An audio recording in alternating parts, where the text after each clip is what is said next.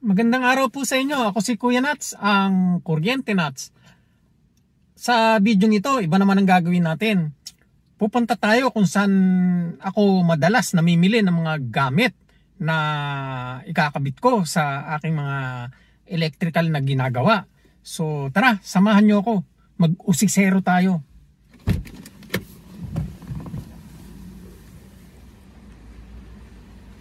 Ayun oh, nakikita nyo yun? The Home Depot. Yan. Malalaking hardware. Isa yan sa malalaking hardware dito sa Amerika. Diyan halos mabibili natin ng mga gamit. Halos lahat, one-stop shop na. So, samahan nyo ako. Maglakad tayo papunta doon. Halika, samahan nyo ako. Pumasok tayo sa loob ng Home Depot. Yan oh, Home Depot. Let's go. Narito tayo ngayon sa parking lot at papunta na tayo sa loob ng hardware. Sa Pilipinas kasi ang hardware maliliit eh. So hindi lahat mabibili mo doon sa isang hardware. Minsan palipat-lipat ka ng hardware kung saan mo mabibili ang supply. Pero dito, dahil napakalaki ng hardware na Home Depot, halos nandito na lahat mabibili mo. Tara, papasok na tayo ng Home Depot.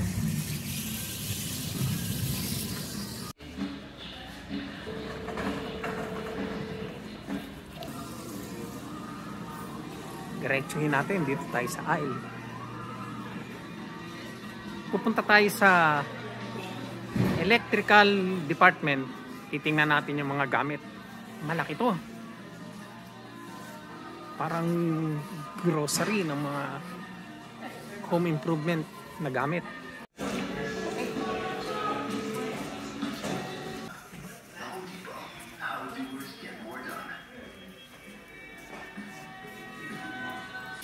Unahin muna natin puntahan itong hanay ng mga bumbilya.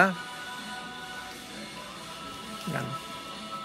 Dito ako bumibili, pero ang binibili ko yung para maliwanag, yan yung 100 watts pack of 8 o kaya pack of 4. Minsan merong pack of 16 para makamura. So iba-iba ng wattage. Yung nakikita nyong watts, equivalent watts yan. Pero ang konsumo niyan, mababa lang. Ito ang ating mga light bulb, puro LED. Katulad dito, 40 watt equivalent. Pero ang total usage ng wattage nito ay 5 watts lang. Pagdating sa 60 watts equivalent, ang usage ay 8.8 watts. Dito naman tayo sa 75, ang usage nito ay 12.2 watts. At yung 100, itong 100 na LED, ang equivalent usage ay 17.5 watts. Equivalent niya 100 watts na illumination. Available din ang mga smart bulbs. Ito, full color shades of white. Bright white, daylight white, at saka soft white. So, pwedeng magpalit-palit ito. May mga smart na ilaw na rin. Ito, bumbilya na pwedeng magpalit-palit ang ilaw. So, $25. Pero, ano to, 16. Bago. Bago ito. Saan ka naman nakakita, bumbilya. May switch. Oh. Para magpalit-palit ng ilaw from soft white, bright white, at saka daylight. Non-dimmable ito. Dito tayo sa mga decorative na ilaw. Yan. Sa kanan, yung merong ceiling fan.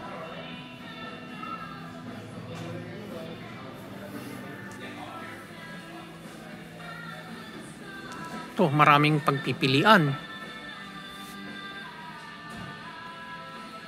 Punta tayo sa kabila. Ito ang kapalit ng mga fluorescent lights. Pero ano na yan, puro LED na yan.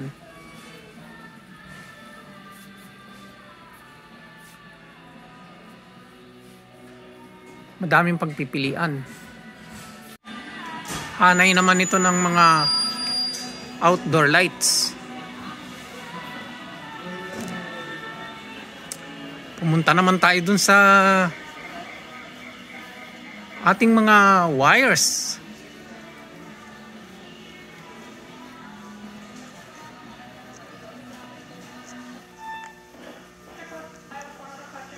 Ito ang hanay ng mga extension cord, ng mga outside extension cord na magagamit. Merong 50 feet at mayroong mga 25 feet at 100 feet. Kung bibili naman tayo ng wires, ayan, pwedeng magpaputol dito. Bababa na lang nila yan mula sa service equipment, saka sa mga wires number 14 hanggang number 100. So, pwedeng magpaputol. Pati low voltage na bibili na riyan. Ito yung tagaputol. Tamang-tama. Nandito tayo sa mga wires na pang branch circuit. Number 14, number 12. At saka meron yung mas mataba. Mga number 8. So, yan oh. Para sa hot, neutral, at saka sa ground. So, yan. Pwede magpaputol. Pero by foot ang bayaran dito. Mahal ang wires dito. Pero lahat yan, puro yan, karamihan dyan ay mga solid. Meron ding stranded. Ito pala stranded. Ang wiring system sa Amerika ay non-metallic sheeted cable. Ito, PDX kung tawagin sa atin. At Romex naman ang tawag. So, ayan oh, wholesale ito, rolyo-rolyo kung bilhin. Hindi ito sinusukat ng per foot. So, marami siya. Nakakulong dahil ninanakaw. So, ito oh, tingnan ninyo. Oh, hanggang dyan, hile-hilera yan. Ang kulay orange ay number 10. At saka, yung pink, number 10 din yan. 10 to 10-3. Mga single strand, single conductor. Ayan. Ang bentahan nito, by foot. So, kung makikita ninyo, number 14, stranded 100 feet, 500 feet. Tapos, ayan ang karapatang halaga. Pero, ang karaniwang ginagamit dito, hindi stranded. Solid. Yan. Solid ang ginagamit. Hindi gumagamit dito sa pinapasok sa conduit ng mga stranded. Pumunta naman tayo sa mga conduit. Ito. Rigid, non-metallic conduit. Yan. From size na 1/2, palaki ng palaki. At saka may schedule 40 at saka schedule 80.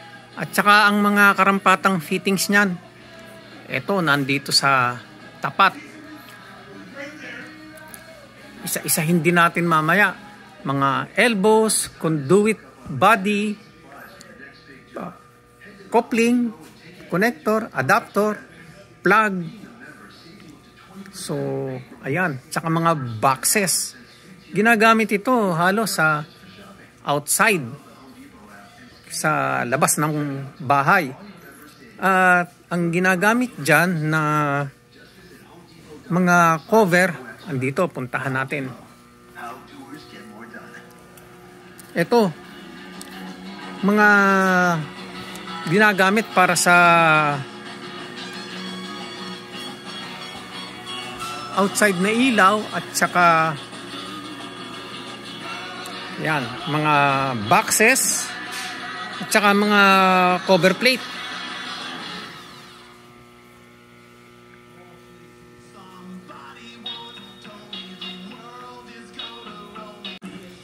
Ito naman ang ating mga EMT, electrical metallic tubing.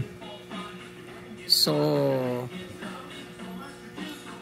ayan. At saka rigid metal conduit.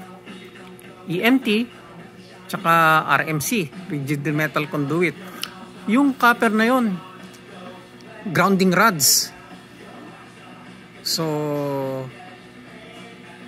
ito sa ibaba, yung size 1/2 hanggang 1 inch, hanggang 3/4 lang pala. Ito naman ang hanay ng flexible metallic conduit, metallic tubing. So, meron tayong steel at merong aluminum. Tapos sa itaas, yan, liquid tight flexible metal tubing at saka ito, flexible non-metallic. Indoors kasi, ang ginagamit natin para sa ating malalaking wattage na mga kasangkapan, ito, mga flexible metallic tubing at saka mga flexible na liquid tight para sa labas naman ng bahay. So, ito madalas ginagamit ito, flexible non-metallic conduit, ginagamit para sa mga aircon. Hindi yung katulad nung gagamitan lang natin ng PVC na kulay orange na pag tinamaan ng araw nagagato. Dito yung ating mga armored cable. So yung nasa itaas, electrical whip, liquid type, non-metallic flexible para sa aircon. So ito kita nyo, set na non-metallic liquid type whip. Electrical whip ang tawag dito. Pangkabit ito sa aircon sa labas ng bahay. So ang ganda. Hindi madadamage ang ating conductor dahil liquid type at saka medyo sunlight resistant itong, mas matagal kaysa yung ating flexible PVC na ginagamit na kulay orange. Ang flexible non-metallic conduit nila, yan kulay blue. Sa atin orange. Orange lahat, pati rigid non-metallic orange. So ayan naman yung mga boxes para sa ating PVC. So makita nyo, iba-iba. Ang daming choices. Iba-iba ng depth, tsaka iba-iba.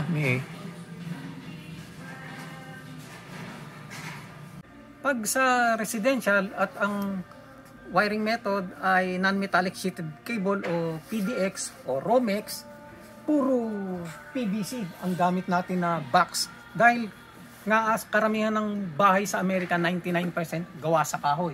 So unahin natin yung sa ilaw. Ito, ang bukilya ng ilaw. May malalim, may mababaw, at saka meron ding may support. Ito, kinakabit sa kahoy. Depende sa layo ng kahoy. Yan.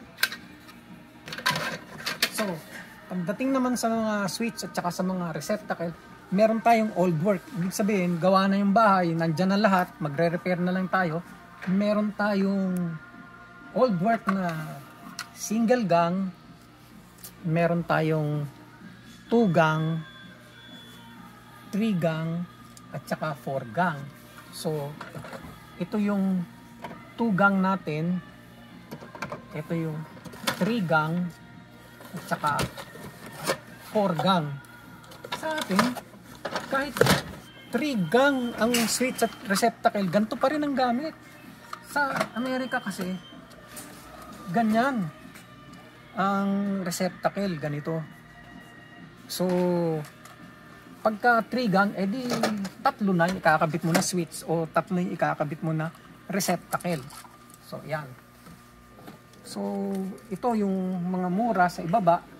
Pagdating naman dito, new work. yung mga pako bagong ikakabit. Ganon din, meron 1 gang, 2 gang, 3 gang, 4 gang. Yan, oh. Bumakas kayo. 4 gang,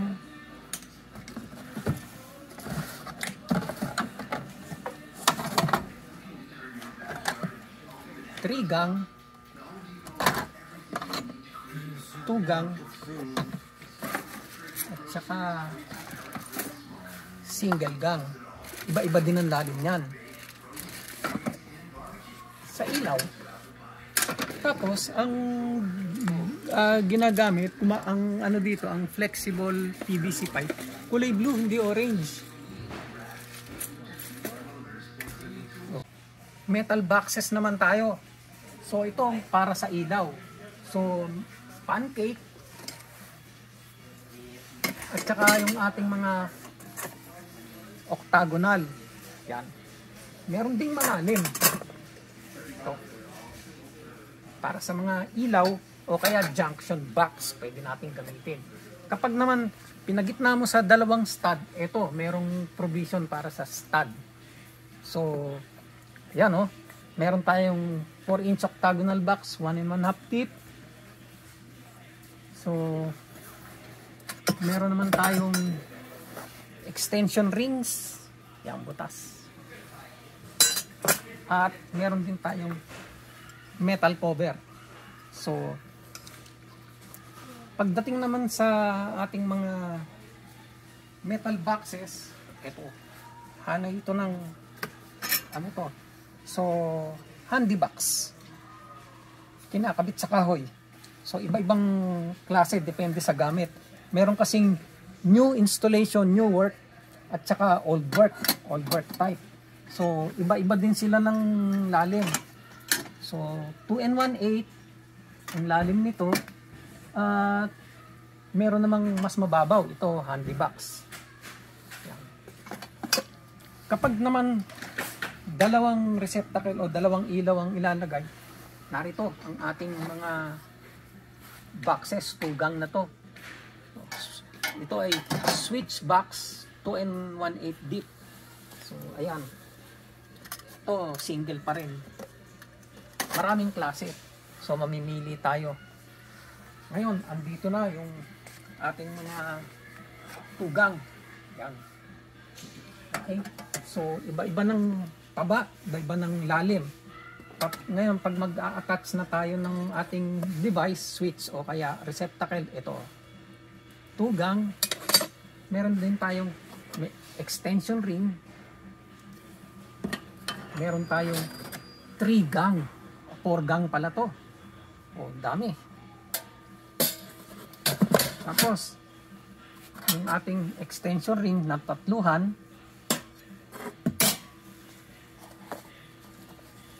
cover na pang isa, merong dagdag na taba sa pang double yun.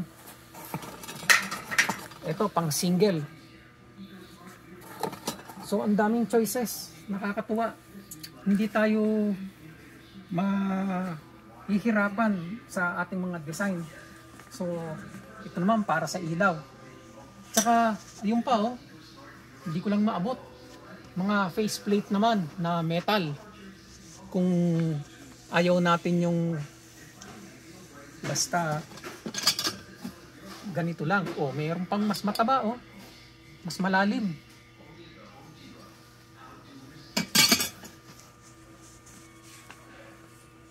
Ito maganda. Makita nyo ang dami oh. So, from 1/2, 3/4 to 1 inch, 1 1/2, puro mga metal fittings, connector at coupling ito. Meron tayong threaded at saka threadless. Meron tayong screw type at saka compression type. So, ito, threaded na compression type. Anyway, magbi-video ako ng mga connectors isang araw. Meron din tayong mga connector na 90 degrees. So, ayan.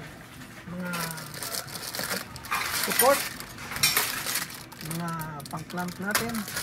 Meron din tayong mga conduit box na dito tayo maghihila. Meron tayong screw type. Ayan ang mga screw type na connector, conduit papunta sa box. Compression type na connector, conduit papunta sa box. So, EMT, electrical metallic tubing. Ito naman mga to, compression type. Coupling yan, conduit to conduit. Yung mga lock nut, conduit lock nut, at saka insulated grounding bushing, mga grounding bushing. Bushing na may connection para sa grounding. Magagamit ito sa mga commercial. So, may mga nippler rin tayo. So, iba-iba ng size. Makakapamili kayo. So, pagdating naman sa mga service equipment, ito dito natin nilalagay yung ating neutral o yung ating guide wire. So, pang suporta, ito wire holder, conduit body. So, meron tayong mga weatherhead. Tapos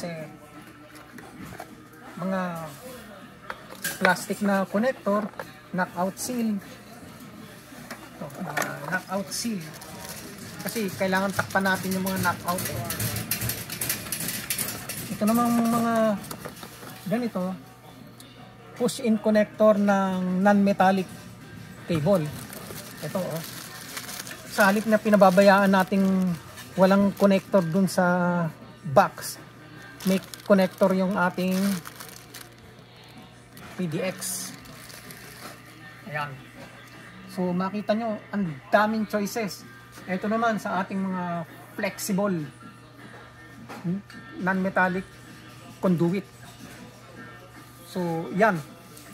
So ito naman ang ating mga fittings at saka mga elbows na ginagamit para sa PVC conduit.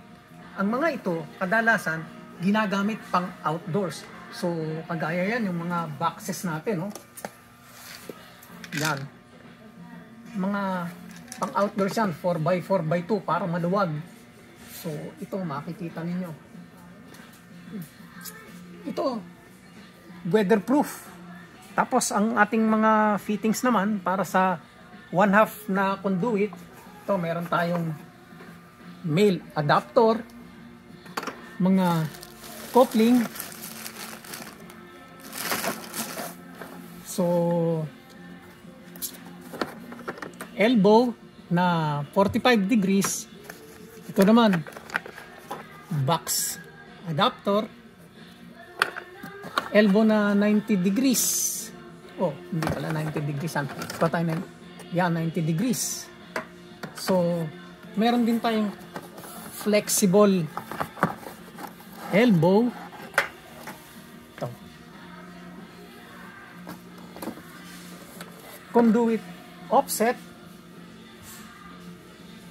Para sa nakakabit sa box.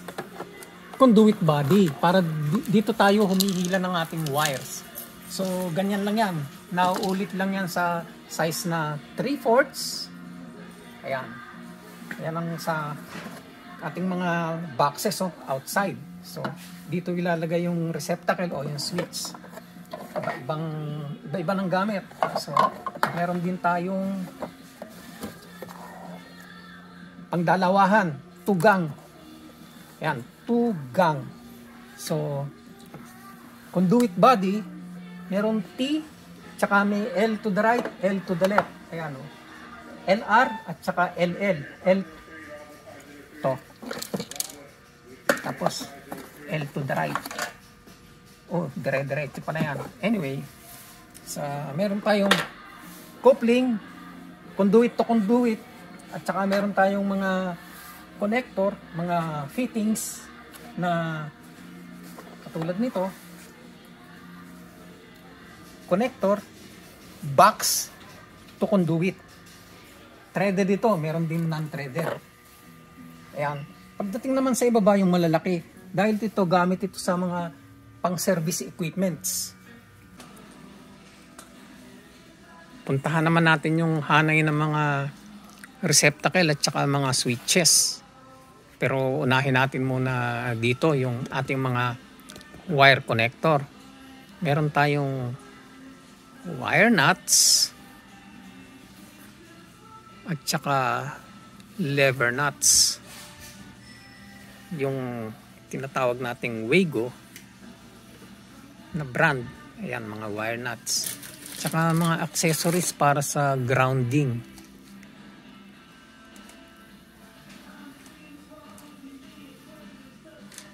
Wire nuts at saka lever nuts. So, iisa-isahin natin yan tingnan. Examinin natin itong receptacle outlet, mga switches, faceplate, kung ano-anong klase yan. So, ayan, madaming choices, madaming pagpipilian.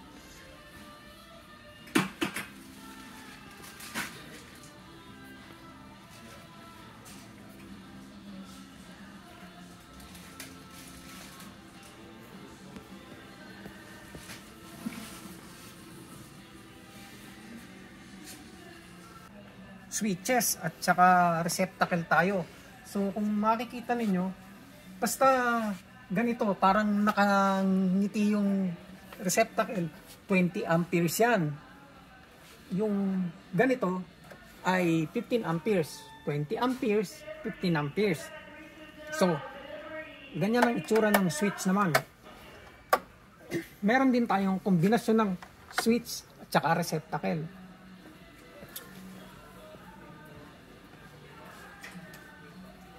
So, merong ding itim at saka pamahal ng pamahal, may pa-special ng pa-special. Pagdating naman sa 30 amperes, medyo puro special purpose outlet na. So, maaaring hindi nyo makita, puro single na. At saka, ayan ang itsura nila, nang ikakabit natin. Saka, mahal na. Puro pang malaking wattage na itong mga 30 amperes Pagdating naman sa faceplate para sa switch at para sa receptacle, ayan ang hilera. So, yan para sa mga switch. Para sa mga receptacle. So, pang-dalawahan, may pang-apat. So, yan, para sa mga switch. Ito, receptacle at saka switch, magkasama. Receptacle lang, dalawahan. SPO, Special Purpose Outlet. Meron ding mga switch na decorative. Ayan, magaganda. Decora. So, meron pang itim. Leviton ang brand na kinakarga ng Home Depot. Meron ding mga dimmer tayo. So, ganun din pagdating sa mga receptacle. Ito may gray, may black, mas magandang klase, pero siyempre mas mahal. Tapos, meron tayong mga GFCI na receptacle. Ito, GFCI, ground fault circuit interruptor na mga receptacle outlet. Yan.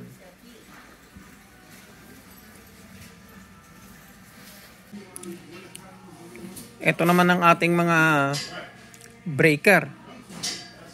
Main lug at saka main breaker. Yung main lug sub-panel yan. Yung main breaker, yan yung ating service equipment. Tapos, yung para sa mga lumang service, yun ang mga fuse. At saka ang ating mga breaker, ayan. Yung ibang mga accessories para sa service equipment, katulad ng mga bus bar, mga halo-halong gamit, andito, nakakulong din. At ang frame at support Ito sa gilid, remote support.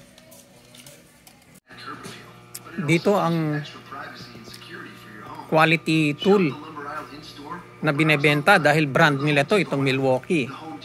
So ito ang brand ng Home Depot ng tools na binebenta nila.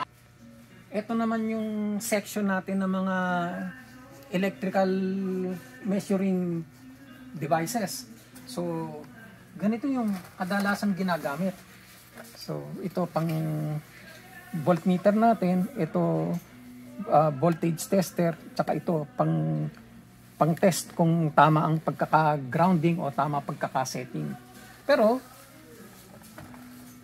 ang pinakamagandang gamitin na bago ngayon, itong clamp-on ammeter. Dahil napaka-versatile at saka hindi mahirap gamitin. Pag gusto mo mag-measure ng amperes, kaklamp mo lang ito. So, mas madali. Ang brand niya ay Commercial Electric at saka Milwaukee. Ang brand ng Home Depot. So, ayan. Voltage tester. Pipe bender natin. Ito naman ang ating mga conductor puller.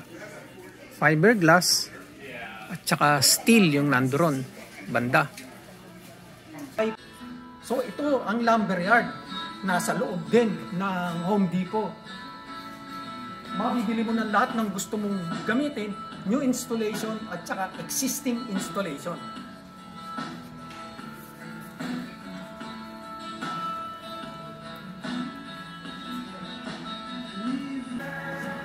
Kung ito ang 2x4, ito naman ang 2x6. Madalas ginagamit ito sa dingding, dun sa para sa exterior, dun sa gilid. So 2x4, 2x6 by 8. So yan, mataba-taba. So ito ang drywall, parang hardiplex. Parang plaster of Paris, ayan, Ano kasi to? Fire resistant. Pinagtabasan. Yan ang ginagamit, hindi plywood.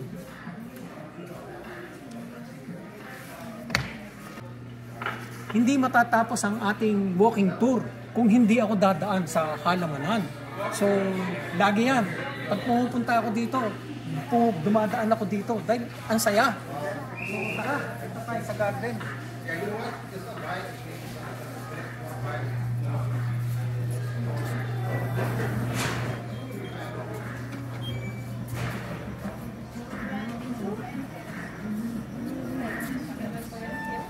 Na foto, ela acho que estava na frente, daí a luz bateu.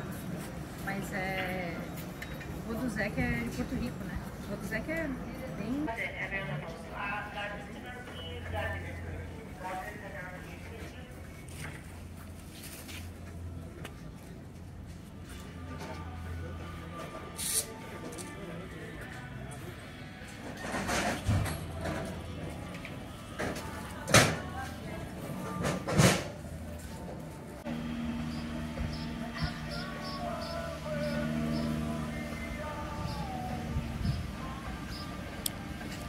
Kala Lili.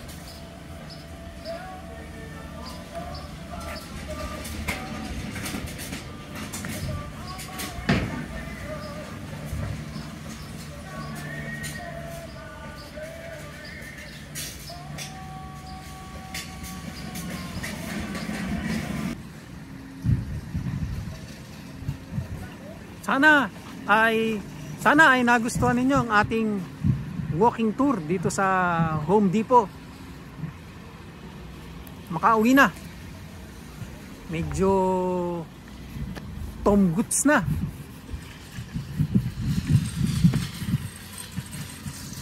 Maraming salamat sa panonood. I-like ninyo. Tsaka share. Mag-subscribe na rin kayo sa aking channel.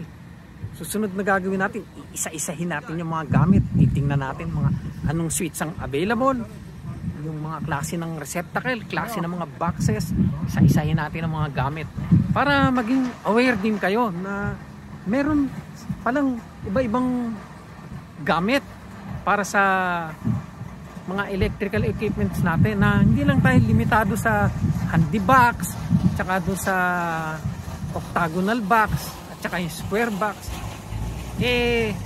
Kaya medyo mas malawak ang pangunawa at ang kaalaman ng mga electrician sa labas ng bansa, dahil aware kami sa mga gamit na available, yung mga pwede mong paghalu-haluin, pwede mga style tsaka mga technique. Okay? So maraming salamat sa panonood.